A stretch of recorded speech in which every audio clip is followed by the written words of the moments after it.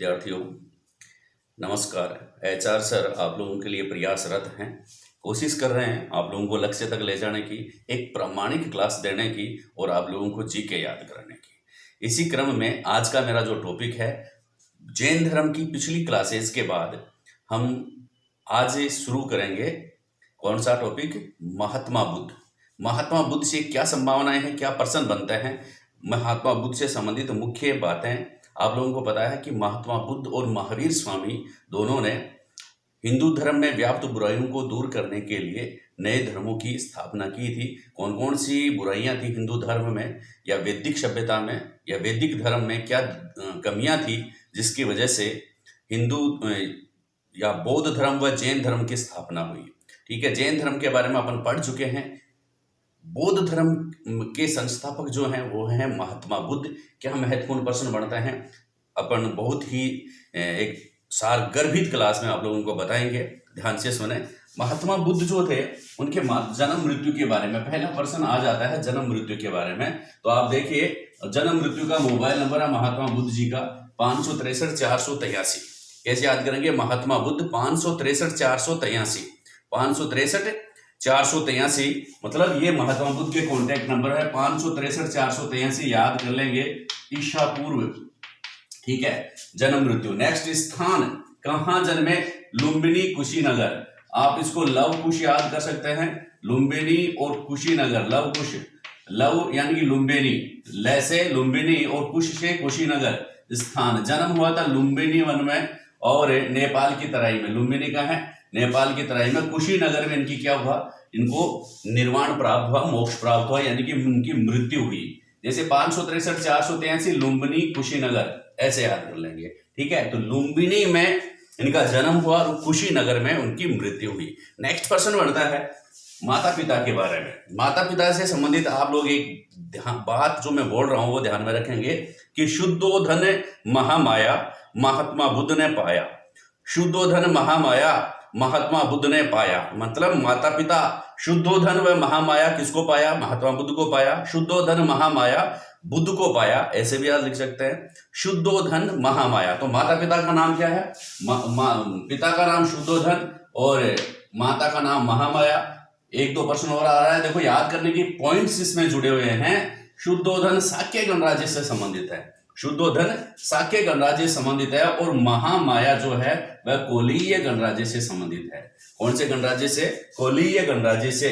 शुद्धोधन शाक्य गणराज्य और महामाया कोलीय गणराज्य से संबंधित है। सबको पता है, आप लोगों को भी मालूम होना चाहिए, क्योंकि जीके मस्ट वरना सब डस्ट, रिवीजन मस्ट वरना सब डस्ट। अगर आपको करियर बनाना है तो हमारे साथ जुड़े रहें और सब्सक्राइब करते रहें, लाइक करते रहें, शेयर करते रहें।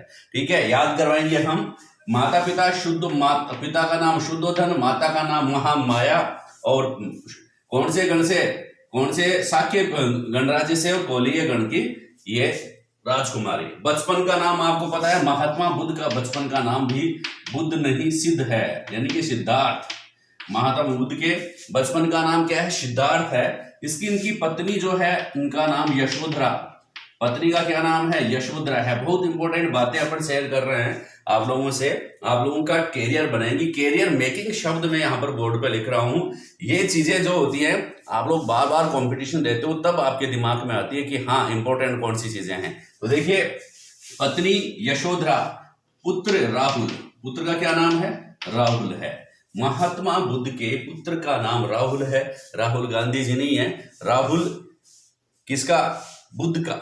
पुत्र का नाम राहुल, पत्नी का नाम यशोधरा। माता पिता शुद्धोधन महामाया महात्मा बुद्ध ने पाया। शुद्धोधन महामाया महात्मा बुद्ध को पाया। ठीक है, अब महात्मा बुद्ध का जन्म मरण आप लोगों ने देख लिया। जन्म 563 483 आप लोग याद रखेंगे, 563 483। प्रमाणिक क्लास एकदम आप लोगों को प्रोवाइड करवा रहे हैं हम, याद रखें। अब ये देखिए, इनकी जन्म के 7 दिन बाद, महात्मा बुद्ध के जन्म के 7 दिन बाद इनके माता पिता की मृत्यु हो जाती है। माता की मृत्यु हो जाती है तो कौन पालन पोषण करे? कोई तो करे। तो इनकी मोशी या वी माता जिसको कहते हैं, उन्होंने महात्मा बुद्ध का पालन पोषण किया और उनकी विमोशी का नाम क्या था? माता का नाम क्या था? बहुत बार एग्जाम में पूछा जाता है। तो दैट इज प्रजापति गौतमी। क्या नाम था? प्रजापति गौतमी। महात्मा बुद्ध की मौसी प्रजापति गौतमी। किसने पालन पोषण किया था? प्रजापति गौतमी ने। कुछ ना कुछ ध्यान में रखते जाएं, पालन पोषण किसने किया था? प्रजापति गौतमी ने। दोस्तों जीके मस्ट, जीके जो है एक बड़ा ही महत्वपूर्ण टॉपिक है, महत्वपूर्ण सब्जेक्ट है। यह अपना कैरियर बनाता है। अन्य वीडियो देखें, इससे बढ़िया जीके देखें, ये अपने कैरियर बनाते हैं।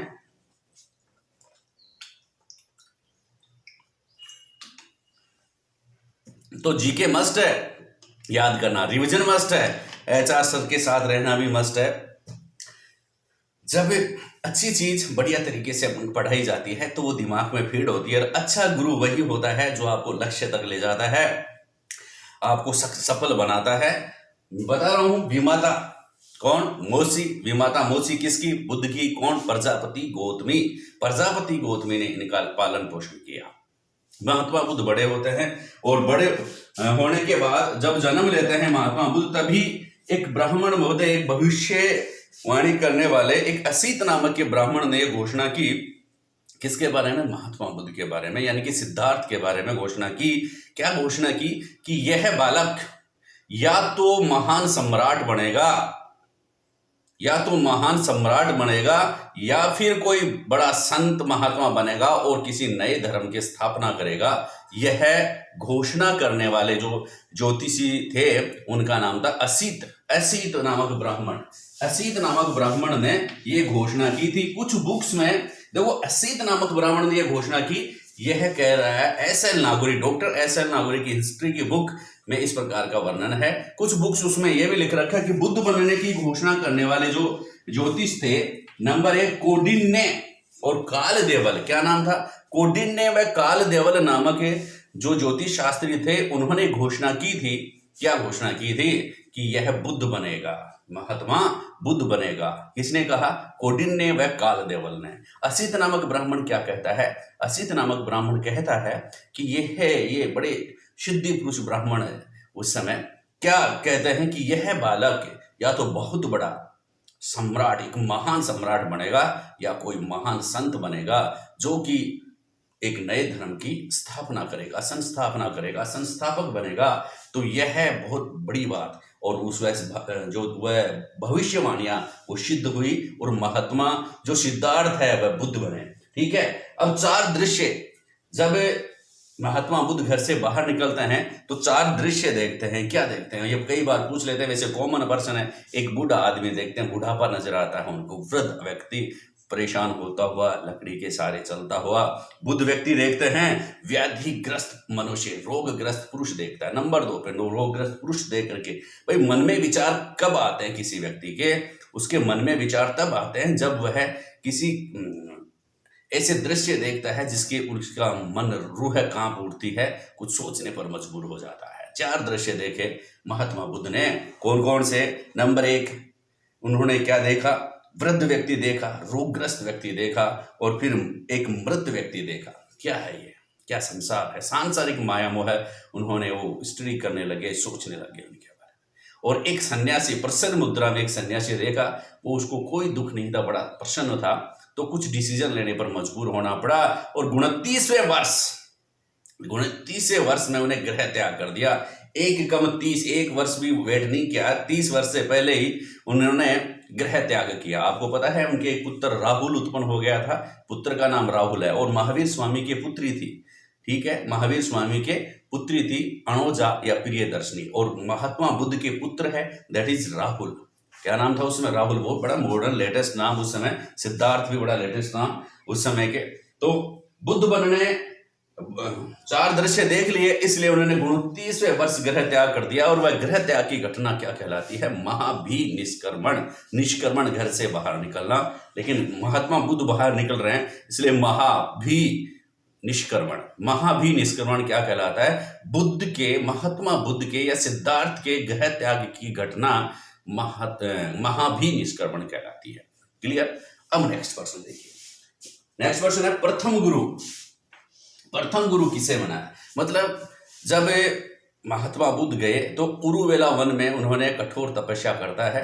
निरंजना नदी के तट पर ठीक है। सबसे पहले तो उन्होंने अनामी नदी उसके ऊपर गए और प्रथम गुरु इनके जो बने तपस्या करने जब बाहर निकले तो आलार कलाम, कौन से? आलार कलाम इनके प्रथम गुरु बने थे। आलार कलाम, आलार कालाम, ध्यान में रखना। आलार है, आलार है, कालार है, आला कालाम, आलार कालाम। आलार कलाम इनके प्रथम गुरु बने और महात्मा बुद्ध ने इन आलार कलाम से किसकी शिक्षा ग्रहण की? तो आप बताएंगे सांख्य दर्शन की शिक्षा ग्रहण की। किसके दर्शन की बच्चा? कौन सा दर्शन पढ़ा? सांख्य दर्शन पढ़ा। कौन सा दर्शन? सांख्य दर्शन की स्टडी की किसने? महात्मा बुद्ध ने। किससे? आलार कलाम, जो प्रथम गुरु बने। संतुष्ट नहीं हो रहे आलार कलाम में, दूसरा गुरु वह बनाते हैं फिर। ठीक है, दूसरा गुरु किसको बनाया? बहुत बार प्रश्न आता है। दूसरा उद्दक रामपूत, यह भी कोई राम का जाया था, राम का पूत था। उद्दक रामपूत जो थे उनको द्वितीय गुरु बनाया। किसको बनाया? उद्दक रामपूत को। ठीक है, और राजगृह में उनसे, राजगृह नामक स्थान पर राजगृह में उनसे शिक्षा प्राप्त की, उद्दक रामपूत। ठीक है, ध्यान रखेंगे। दो गुरु, प्रथम गुरु आलार कालाम, किसकी शिक्षा ली? प्रथम गुरु से सांख्य दर्शन की शिक्षा ली। दूसरा गुरु उन्होंने बताया उद्दक रामपूत में, उद्दक रामपूत को, और उद्दक रामपूत से राजगृह में इन्होंने शिक्षा प्राप्त की। नेक्स्ट प्रश्न, तपस्या कहां प्रारंभ की?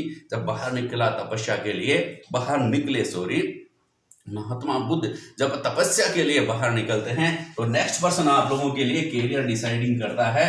तपस्या आरंभ की अनोमा नदी के किनारे। कहां पर प्रारंभ की? अनोमा नदी के किनारे। और अनोमा नदी कहां पर? गोरखपुर के निकट है। एनोमा बोल रहा हूं मैं, अगर बोर्ड पे थोड़ा कम दिख रहा है तो मैं बोल रहा हूं आप लोगों से, एनोमा। तपस्या, महात्मा बुद्ध ने तपस्या किस नदी के किनारे प्रारंभ की? याद रखना, एनोमा। क्या नाम रखेंगे? एनोमा नदी। कहां पर है? गोरखपुर के पास। और फिर उनको, जिसको कहेंगे कैवल्य ज्ञान अगर प्राप्त होता है तो कौन सी नदी के किनारे कैवल्य ज्ञान प्राप्त होता है? तो कैवल्य ज्ञान या यह निरंजना नदी के तट पर। आपको पता है इन्होंने कठोर तपस्या की और निरंजना नदी के किनारे पर, ठीक है, बौद्ध पूर्णिमा को, ठीक है, वैशाख शुक्ल पूर्णिमा को क्या प्राप्त होता है? एक ज्ञान प्राप्त होता है, कैवल्य ज्ञान प्राप्त होता है। किस पेड़ के नीचे? पीपल के पेड़ के नीचे। पीपल का पेड़ बोधि वृक्ष कहलाया। आप लोगों से ध्यान में रखना, बोधि वृक्ष कौन सा पेड़ कहलाता है? तो पीपल का पेड़। क्यों? क्योंकि पीपल के पेड़ के नीचे महात्मा बुद्ध ने ज्ञान अर्जित किया था। पीपल के पेड़ के नीचे किसने ज्ञान अर्जित किया? महात्मा बुद्ध ने। कौन सी नदी के किनारे? निरंजना नदी के किनारे। कौन सी नदी के किनारे? निरंजना नदी के किनारे। ठीक है, और इन्होंने कठोर तपस्या, प्रथम उपदेश। देखो, कठोर तपस्या के लिए आपको यह भी ध्यान रखेंगे, एक वन है उरुवेला वन में। कौन से वन में कठोर तपस्या की? उरुवेला वन में। आप लोगों को मैं बता दूं कि यहां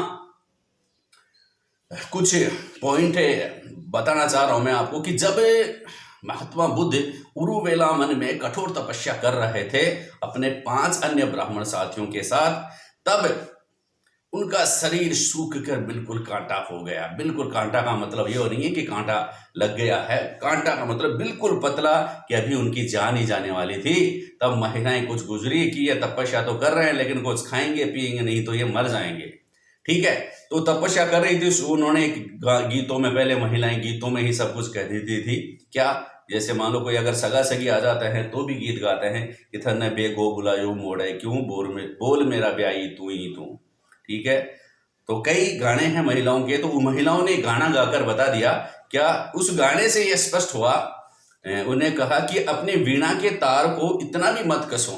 बहुत तपस्या करे, अपने वीणा के तार को, मतलब अपने जीवन के तार को इतना भी मत कसो कि टूट जाए, यानी कि आप परलोक सुधार जाओ, और इतना भी ढीला मत छोड़ो कि बजे ही नहीं। ठीक है, तो ये गाना जो है उनके कानों में पड़ता है तो वो सोचने पर मजबूर हो जाते हैं और एक मध्यम मार्ग अपनाते हैं, जिनको कहते हैं स्टांगिंग मार्ग, मध्यम मार्ग, मध्यम प्रतिपदा। ये जो मध्यम मार्ग जो है ना, ये है किस धर्म से संबंधित है? बहुत बार एग्जाम में आता है, तो आप बताएंगे बौद्ध धर्म में संबंधित। मध्यम मार्ग बौद्ध धर्म, मध्यम मार्ग बौद्ध धर्म से संबंधित है। तो उन्होंने मध्यम मार्ग अपनाया और उन्हीं में से एक सुजाता नामक स्त्री से, कौन सी स्त्री? सुजाता। परसेंट 50-60% सिर्फ नाम महावीर स्वामी के सुजाता नामक स्त्री से उन्होंने खीर ग्रहण की और फिर दोबारा तपस्या में लीन हो गए। और तपस्या के 8वें-9वें दिन उनको कठोर तपस्या की तो 8वें दिन उनको ज्ञान की प्राप्त हुई और तब सिद्धार्थ जो है वो बोध कहलाए, बुद्ध कहलाए। सिद्धार्थ क्या कहलाए? बुद्ध कहलाए। और जिस वृक्ष के नीचे उन्होंने पूजा की वह बोधि वृक्ष कहलाया। और बोधि वृक्ष का नाम क्या? पीपल। कौन सा वृक्ष था? पीपल था। और वृक्ष क्या कहलाता है? बोधि वृक्ष कहलाता है। स्त्री जिससे खीर खाई वह सुजाता कहलाती है। क्या कहलाती है? सुजाता नामक स्त्री से उन्होंने खीर ग्रहण की तो बोध। जब ज्ञान प्राप्त किया तो उन्होंने प्रथम उपदेश देना प्रारंभ कर दिया। कुछ बुक्स में एक बंजारे को, 9th क्लास के बुक में बंजारे को उन्होंने प्रथम उपदेश दिया। ठीक है। कुछ बुक्स में ये कह रहे हैं इनके जो 5 साथी थे जंगल में उन्हीं को उन्होंने प्रथम उपदेश दिया। वो 5 ब्राह्मण कौन कौन से थे? देखिए, 5 ब्राह्मणों को उन्होंने जो शिक्षा दी उनकी अपन चर्चा करेंगे। प्रथम उपदेश जो थे, प्रथम उपदेश इसका कहां पर दिया आप लोगों को पता है? ऋषभपत्तनम, और इसको सारनाथ भी अपन कहते हैं, बहुत बार एग्जाम में पूछा जाता है। प्रथम उपदेश जो है वह सारनाथ में। ठीक है। ज्ञान प्राप्त, बोध कहां पर प्राप्त हुआ? निरंजना नदी के तट पर। प्रथम उपदेश सारनाथ में दिया जिसको ऋषभपत्तनम भी कहते हैं। और प्रथम उपदेश जो देना, उसकी यह घटना जो कहलाती है उसको कहते हैं बौद्ध धर्म में धर्म चक्र परिवर्तन कहलाती है। परिवर्तनीय प्रवर्तन, धर्म चक्र प्रवर्तन कहलाता है। ठीक है। महात्मा बुद्ध ने जो प्रथम उपदेश दिया उस घटना को धर्म चक्र प्रवर्तन के नाम से जाना जाता है। ठीक है। उसकी भाषा जनसाधारण की भाषा में दिया उन्होंने। भाई हिंदू धर्म जो था वह संस्कृत भाषा में था, यह उसकी जटिलता थी। लेकिन महात्मा बुद्ध ने जनसाधारण की भाषा में अपने प्रवचन दिए, अपना ज्ञान बताया लोगों को। और उस भाषा का नाम था मगधी भाषा में, जो जनसाधारण की भाषा थी, सामान्य बोलचाल की भाषा थी। इनके प्रधान शिष्य आनंद व उपाली। कौन से थे? आनंद व उपाली इनके प्रधान शिष्य थे। प्रधान शिष्य आनंद व उपाली। नेक्स्ट प्रश्न ध्यान में रखेंगे। 30वें नंबर का, वैसे 31, 32, 33 प्रश्न अपन रीड कर चुके हैं। 30वें नंबर का प्रश्न है प्रधान शिष्य कौन से हैं? प्रधान शिष्य है आनंद व उपाली। फिर प्रमुख 5 शिष्य, शिष्यों के बारे में खूब बार प्रश्न आता है। प्रमुख 5 शिष्यों में कौन कौन है? अश्वजीत, उपाली, मोदगल्यान, श्रेय पुत्र और आनंद। अश्व, उपाली, मोदगल्या, श्रेय और आनंद। अश्व उपाली आनंद, श्रेय मोदगल्या।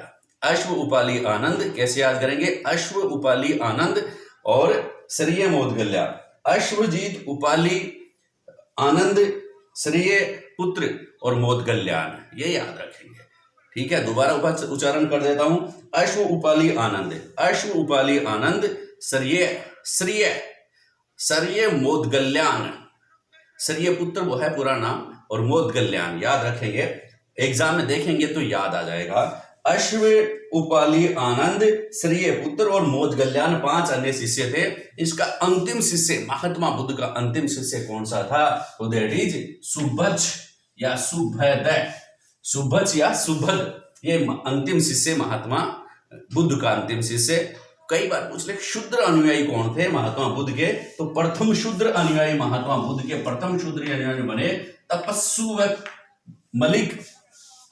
तपस्सु व मलिक इसके प्रथम, कलिक, तपस्सु व कलिक इसके प्रथम शिष्य थे और शासक जिन्होंने बौद्ध धर्म ग्रहण किया। ठीक है। तो बुद्ध के बिंब से उदय प्रसन्न हुआ। बुद्ध के बिंब से उदय प्रसन्न हुआ मतलब महात्मा बुद्ध से जिन्होंने बौद्ध धर्म ग्रहण किया। तो बुद्ध के बिंब का मतलब है बिंबिसार। देखो, बिंबिसार बुद्ध के बिंब से उदय प्रसन्न होता है। ठीक है। और बौद्ध धर्म ग्रहण करता है। बुद्ध के बिंब से उदय, बिंबिसार, उदय से उदयन और प्रसन्न से प्रसेनजीत। बुद्ध के बिंब से उदय प्रसन्न होता है, यानी कि प्रसेनजीत जो है वो शासक जो हैं इन्होंने बौद्ध धर्म ग्रहण किया था। खूब बार प्रश्न आता है। फिर प्रचार प्रसार, उन्होंने अपने जो उपदेशों का प्रचार प्रसार लगभग 45 वर्ष तक प्रचार प्रसार किया। और आपको पता है 80 वर्ष की आयु में इनकी मौत हो गई, या इन्होंने निर्वाण प्राप्त किया 80। ठीक है। 80 वर्ष की आयु में उन्होंने क्या प्राप्त किया? निर्माण प्राप्त किया। ठीक है, और मृत्यु 80 वर्ष में होगी। पर धर्म चक्र परिवर्तन क्या है? जो प्रथम उपदेश दिए उसको धर्म चक्र परिवर्तन कहते हैं। घटनाएं हैं इसकी।